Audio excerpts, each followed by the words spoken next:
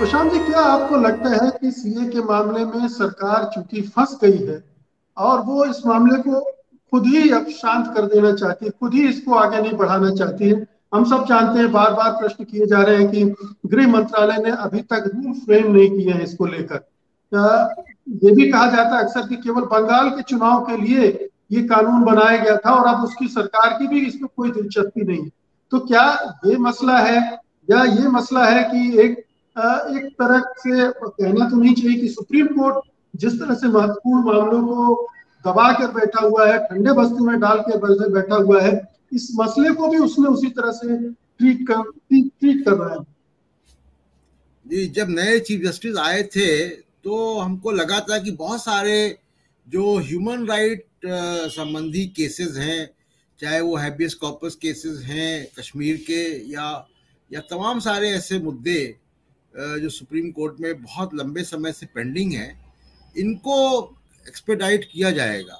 Corona आया, corona में अदालतों का काम थोड़ा प्रभावित हुआ, लेकिन देखिए दुनिया तो अपने रफ्तार से चलती है ना। एक तो ये कि जैसा फिरदौस साहब ने बताया कि ये इसमें कोई बहुत लंबी चौड़ी डिबेट की भी जरूरत नहीं है कि कितना अनकॉन्स्टिट्यूशनल है, और हमारा संविधान बराबरी का अधिकार देता है, और भारत में मौजूद सब लोगों को, केवल नागरिकों को नहीं। तो आर्टिकल 14 और आर्टिकल 21 का स्कोप बहुत बड़ा है, और मेनका गांधी के केस में तो आर्टिकल 21 का स्कोप और भी बड़ा हो गया है।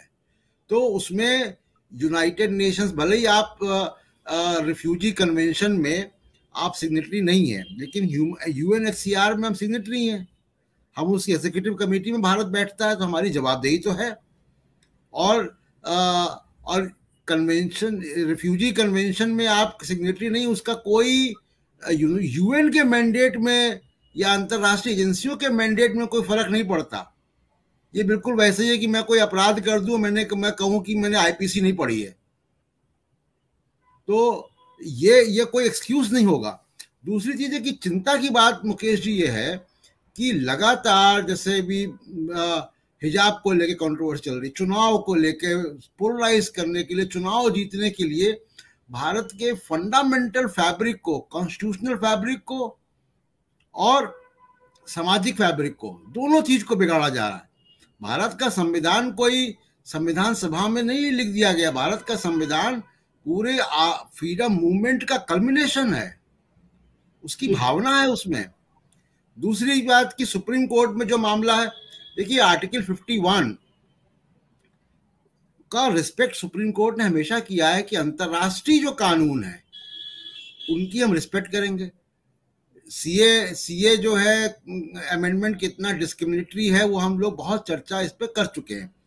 और रिलीजियस प्रोसिक्यूशन जो है वो उसको आप कैसे देखेंगे, और उसमें 2014 का आपने बेंचमार्क भी लगाया हुआ है, वो भी है। अच्छा, अब प्रोसिक्यूशन केवल रिलीजियस नहीं होता है। तस्लीमा नसरीन हमारे देश में रह रही हैं, बांग्लादेश की हैं, वो जैन, हिंदू, पारसी, बुद्ध, सिख नहीं है, लेकिन उनका प्रोसिक्यूशन हुआ।